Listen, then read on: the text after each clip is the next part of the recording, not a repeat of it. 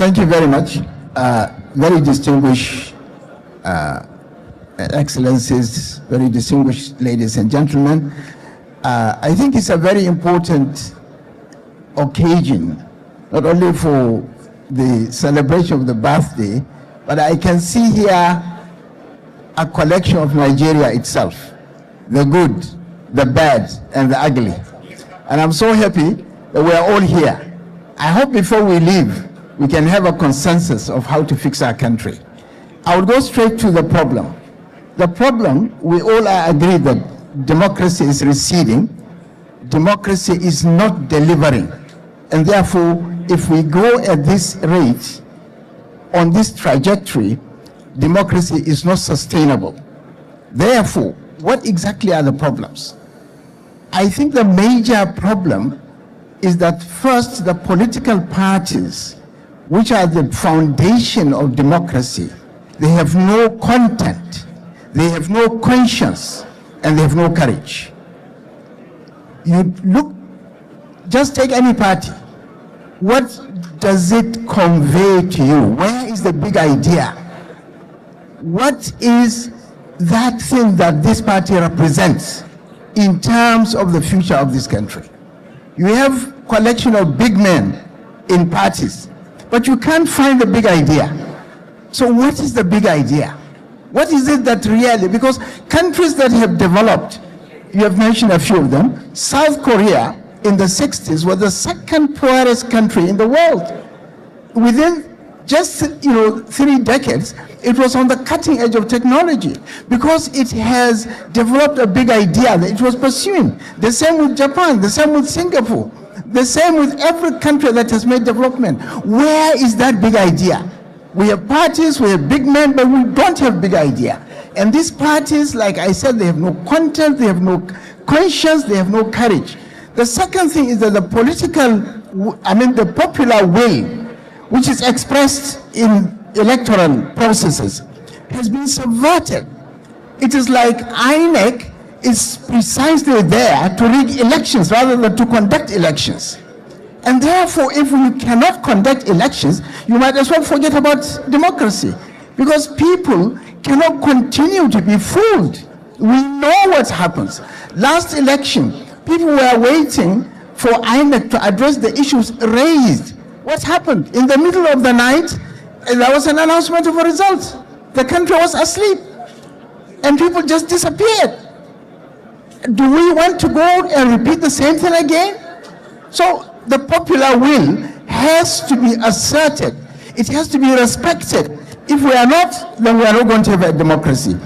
The third and very important point, moderator, is the social contract. This, democracy is sustained by a social contract. We are, as citizens, we agree to be law-abiding, we agree to listen to government, we agree to do everything to pay our taxes, precisely because the government has undertaken to provide for our security and for our welfare. And this is very clear in our constitution.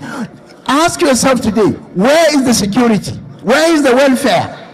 Poverty has more than doubled. Insecurity has gone to to levels unprecedented and in fact inconceivable 25 years ago. We have nothing to say that we have gained from democracy. So on what basis should we have government? If we as citizens have obeyed the laws, have paid our taxes, and government cannot protect us, what is the reason for why government is there? Because it has lost. Now, what are the solutions? Very quickly. I think we have to first find a big idea. And this is tied to the issues that have been raised of elite consensus. This is the elite of the country. What is our consensus? Where do we want our country to be in 25 years? And what do we need to do to get it there? There is no consensus. Everybody wants his own tribesman, to be president, which is the most stupid idea that I find in the 21st century. Because it's like elites taking turns to destroy their own country. If you ask yourself, the current regime, what is the consensus? It's just talking about my chance, my opportunity. I don't know if my turn, right? So we are taking turns to destroy our country. So the most important step, I think, is to have a consensus. Where do we want this country to be? The second, I think, is to make sure that we have developed metric for measuring governance. One of the ministers in this government once said that one of their achievements that they are giving a lot of money to governors, far more money than they ever had. I thought that's just a stupid idea, because first you have to value the currency, so that money doesn't mean anything. Secondly, the distribution formula is not your own action. It's something that has already been decided. So where is the work that you have done? So they are getting away with these things because we have no agreed metrics to measure governance. Members of the National Assembly, I'm happy a lot of you are here, are doing things that are not really your job. Buying wheelbarrows and building this and this kind of thing, empowerment, is the job of the executive. Your own is to stay and do good legislation for the good governance of this country. You have abandoned this. Look at what is happening in the country. We have kept quiet. You are all here. Why are you silent? Americans are coming. Where is the agreement? What has happened to us? Where are you? Are you sleeping? What is happening? Okay. The next most important thing, Khalid, if you please, is criteria for leadership. At the moment, this country has no criteria for leadership. And what happens if you don't have criteria for leadership? Crooks and criminals will find their way. So we have to have the criteria that is in the Constitution is not criteria for, it's a criteria for eligibility. We have to develop a criteria for suitability. We cannot confuse eligibility with suitability. We have to.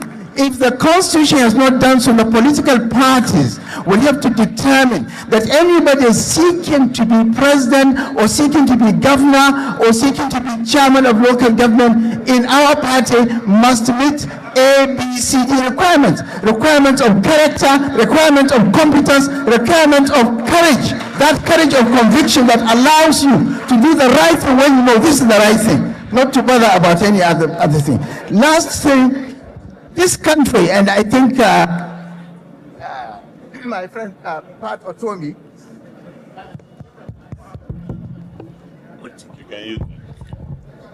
Professor Pat Otomi made this point, and this is the last point I'm closing with. You see, in the next 25 years, this country is going to be over 400 million. And this country is going to be the third largest country in the world in terms of population, if you look at United Nations projection, right? In the next 25 years, there is going to be a world water crisis. Africa will be the only continent with sufficient fresh water to feed itself and to feed the rest of the world. If you look at the scramble for rare earth metals, you know, there is a lot.